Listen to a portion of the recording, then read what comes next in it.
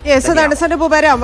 എന്തായാലും ഇതിന് പിന്നിൽ ബിനാമി ഇടപാടുകളൊക്കെ ഉണ്ട് എന്നതുണ്ട്. അതിലേക്ക് കൂടി അന്വേഷണം പോകുമെന്നാണ് മനസ്സിലാക്കുന്നത്. നന്ദുഷ ചേരുന്നുണ്ട്. നന്ദുഷ, ഇതിൽ ദേവസ്വം ബോർഡിന്റെ ഭാഗത്തു നിന്ന് വലിയ വീഴ്ച ഉണ്ടായിട്ടുണ്ട് എന്നതാണ് കഴിഞ്ഞ ദിവസം ഈ വസ്തു ഈ സ്പോൺസറുടെ വീട്ടിൽ നിന്ന് കണ്ടെത്തിയ സംഭവം തന്നെ സൂചിപ്പിക്കുന്നത്. അപ്പം അനന്തഗോപൻ ഇന്ന് സംസാരിച്ചിട്ടുണ്ട്.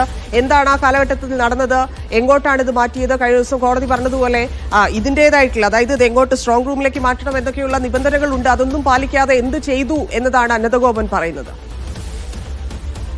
തീർച്ചയായും തന്നെ അനന്തഗോപൻ ഈ സ്വർണ്ണപ്പാളി വിവാദവുമായി ബന്ധപ്പെട്ട വിഷയങ്ങളിൽ ദേവസ്വം ബോർഡിനെയോ അവർ നടത്തിയിട്ടുള്ള പ്രവൃത്തിയോ ഒന്നും ന്യായീകരിക്കുന്നില്ല എന്നുള്ളതാണ് എടുത്തു പറയേണ്ട കാര്യം. ദേവസ്വം മാനുവലിന് വിരുദ്ധമായ നടപടികളാണ് സ്വർണ്ണപ്പാളിയുമായി ബന്ധപ്പെട്ട് ശബരിമലയിൽ നടന്നതെന്ന് അദ്ദേഹം അല്പം മുമ്പ് മാധ്യമപ്രതികരണത്തിൽ വ്യക്തമാക്കിയിട്ടുണ്ട്. അതോടൊപ്പം 32 കിലോ സ്വർണം വിജയമല്യ ശ്രീകോവിലിൽ പൂശാനായി നൽകിയിരുന്നു. അതിനോടൊപ്പം തന്നെ ദ്വാരപാലക ശില്പത്തിലും അതേ സ്വർണം തന്നെ പൂശിയിട്ടുണ്ട്. ഈ സ്വർണം എങ്ങനെ ചെമ്പായി എന്നുള്ള കാര്യത്തിലും അവ്യക്തത നിലനിൽക്കുകയാണ്.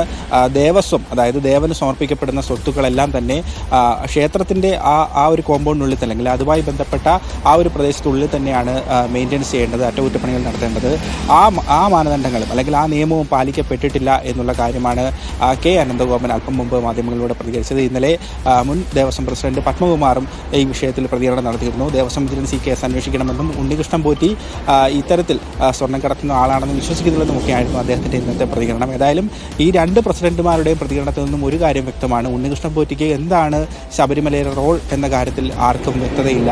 ഇന്ന് അനന്തഗോപനുമായിട്ട് സംസാരിച്ചപ്പോൾ പോലും എന്താണ് ഉണ്ണികൃഷ്ണന്റെ റോൾ, ശബരിമലയുടെ റോൾ എന്ന കാര്യത്തിൽ മുൻ ദേവസ്വം പ്രസിഡന്റ് കൂടിയായിട്ടുള്ള അനന്തഗോപൻ കൃത്യമായ ഒരു മറുപടി നൽകിയില്ല എന്നുള്ള സുപ്രധാന കാര്യമാണ്. അതുകൊണ്ട് തന്നെ ഈ കീപ്പ്, അതായത് പ്രധാനപ്പെട്ട ചുമതലകൾ അല്ലെങ്കിൽ സ്വർണ്ണപ്പാളി പോലെയുള്ള വിലപിടിപ്പുള്ള വസ്തുക്കൾ കൈമാറ്റം ചെയ്തതിനോ അതിനെ അറ്റകുറ്റപ്പണികളിലേക്ക് എത്തിക്കുന്നതിനോ ഒന്നുമുള്ള ഒരവകാശം ഔദ്യോഗികമായി ഉണ്ണികൃഷ്ണൻ പോറ്റിക്കുണ്ടോ എന്നുള്ള കാര്യത്തിൽ ഇപ്പോഴും സംശയം അവശേഷിക്കുകയാണ്. തന്നെ വാസ്തവനെയൊക്കെ സംശയനിലയിൽ നിർത്തിയുള്ള ന്യായീകരണം ഓർമ്മയില്ല എന്ന് പറയുന്നത്, ഇതൊക്കെ ഈ സ്പോൺസർ ഈ വിധമൊക്കെ ഉരുണ്ട് കളിക്കുമ്പോൾ ദേവസ്വം ബോർഡിനും എന്താണ് ചെയ്യേണ്ടത് എന്നൊക്കെയുള്ള പ്രശ്നത്തിൽ നിൽക്കുന്നു. അത്രയധികം ദുരൂഹത ആ വിഷയത്തിൽ ഉണ്ട് എന്നതുകൂടിയാണ് ഈ സംഭവങ്ങളെല്ലാം സൂചിപ്പിക്കുന്നത്. നന്ദി.